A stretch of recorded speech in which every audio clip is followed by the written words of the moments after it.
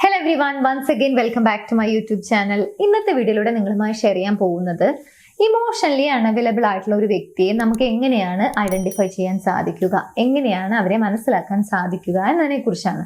അതിന് നമ്മളെ ഹെൽപ്പ് ചെയ്യുന്ന കുറച്ച് സയൻസ് ഉണ്ട്, നോക്കാം. ഒരു പക്ഷെ നമ്മുടെ ലൈഫിലും നമ്മൾ ഇങ്ങനെയുള്ള ഒരു പേഴ്സണെ പരിചയപ്പെട്ടിട്ടുണ്ടായിരിക്കാം.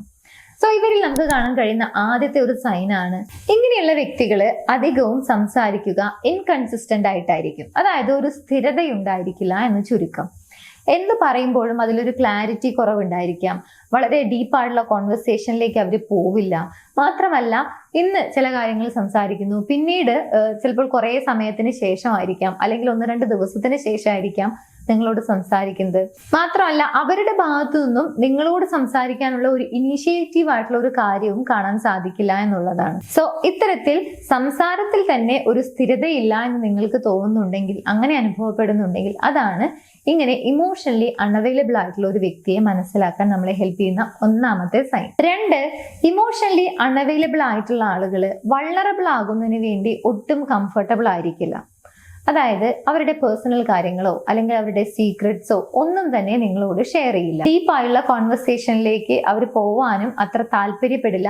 ഇൻ കേസ് അങ്ങനെയുള്ള ചോദ്യങ്ങൾ നിങ്ങൾ ചോദിച്ചു കഴിഞ്ഞാൽ തന്നെ മാക്സിമം അത് സ്കിപ്പ് ചെയ്യാനോ അതിൽ നിന്നും എസ്കേപ്പ് ചെയ്യാനോ വേണ്ടി ട്രൈ ചെയ്യും എന്നുള്ളതാണ്. സോ വൾണറബിൾ ആവുക എന്ന് പറയുന്നത് ഇങ്ങനെയുള്ള ആളുകളെ സംബന്ധിച്ചിടത്തോളം അൺകംഫർട്ടബിൾ ആയിട്ടുള്ള കാര്യമാണ്. 3, ഇമോഷണലി അൺഅവൈലബിൾ ആയിട്ടുള്ള ആളുകൾ കമ്മിറ്റ്മെന്റ്സിലേക്ക് പോവാൻ അത്ര താല്പര്യപ്പെടുന്ന ആളുകളായിരിക്കില്ല. അതുപോലെ തന്നെ ഡിഫിക്കൽട്ട് ആയിട്ടുള്ള കോൺവെർസേഷൻസ് മാക്സിമം അവോയ്ഡ് ചെയ്യാനും ശ്രമിക്കും എന്നുള്ളതാണ്. 4, വൾണറബിൾ ആകില്ല എന്നുള്ളത് പോലെ തന്നെ ഇവരുടെ ഫീലിങ്സ് എക്സ്പ്രസ് ചെയ്യാനും ഇവർ മടി കാണിക്കുന്ന കൂട്ടത്തിലാണ്. കാരണം അവരുടെ ഫീലിങ്സ് ഓപ്പോസിറ്റ് നിൽക്കുന്ന വ്യക്തി അറിഞ്ഞു കഴിഞ്ഞാൽ, അല്ലെങ്കിൽ മറ്റുള്ള ആളുകൾ അറിഞ്ഞു കഴിഞ്ഞാൽ അതൊരു വീക്ക് ആയിട്ടുള്ള കാര്യമാണ്, അല്ലെങ്കിൽ അതൊരു വീക്ക്നെസ് ആണ് എന്ന രീതിയിലാണ് ഇങ്ങനെയുള്ള ആളുകൾ തിങ്ക് ചെയ്യുന്നത്.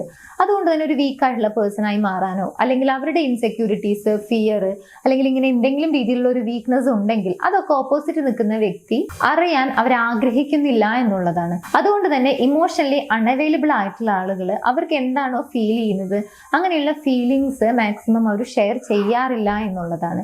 അത് പലപ്പോഴും ഹൈഡ് ചെയ്യാനാണ് അവർ ശ്രമിക്കാറ്. നെക്സ്റ്റ്, ഇമോഷണലി അൺഅവൈലബിൾ ആയിട്ടുള്ള ഒരു പേഴ്സൺ ആയിരിക്കില്ല ഒരുപക്ഷെ ഇങ്ങനെയുള്ള ആളുകൾ അവരുടെ ലൈഫിൽ പല സാഹചര്യങ്ങളിലും, അല്ലെങ്കിൽ മുമ്പ് അങ്ങനെ ആയിരുന്ന ഒരു വ്യക്തി ആയിരിക്കണമെന്നില്ല.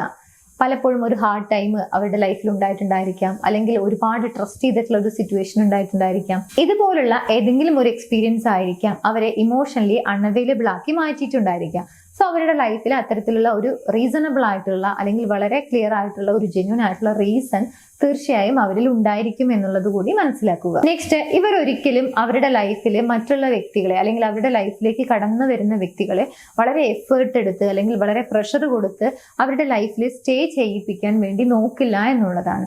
ജസ്റ്റ് ഗോ വിത്ത് ഫ്ലോ എന്നുള്ള ഒരു ആറ്റിറ്റ്യൂഡിലായിരിക്കും അവർ. വരുന്നവർ വരട്ടെ, പോകുന്നവർ പോകട്ടെ, അങ്ങനെയുള്ള ഒരു ആറ്റിറ്റ്യൂഡിലായിരിക്കും എന്നുള്ളതാണ്. ബിക്കോസ് നേരത്തെ പറഞ്ഞ പോലെ തന്നെ അവർക്ക് റീസണബിൾ ആയിട്ടുള്ള, അല്ലെങ്കിൽ വളരെ ജെന്യൂൻ ആയിട്ടുള്ള ഒരു റീസൺ തീർച്ചയായും അവരുടെ ലൈഫിൽ ഉണ്ടായിരിക്കും. സോ ഇമോഷണലി അൺഅവൈലബിൾ ആയിട്ടുള്ള ഒരു പേഴ്സണെ നമുക്ക് മനസ്സിലാക്കാൻ ഹെൽപ്പ് ചെയ്യുന്ന സയൻസ് ആണ് ഈ ഒരു വീഡിയോയിലൂടെ ഷെയർ ചെയ്തത്. സോ ഇത്രയും സയൻസ് ഇമോഷണലി അൺഅവൈലബിൾ ആയിട്ടുള്ള ഒരു പേഴ്സണെ മനസ്സിലാക്കാൻ നമ്മളെ ഹെൽപ്പ് ചെയ്യും എന്നുള്ളതാണ്.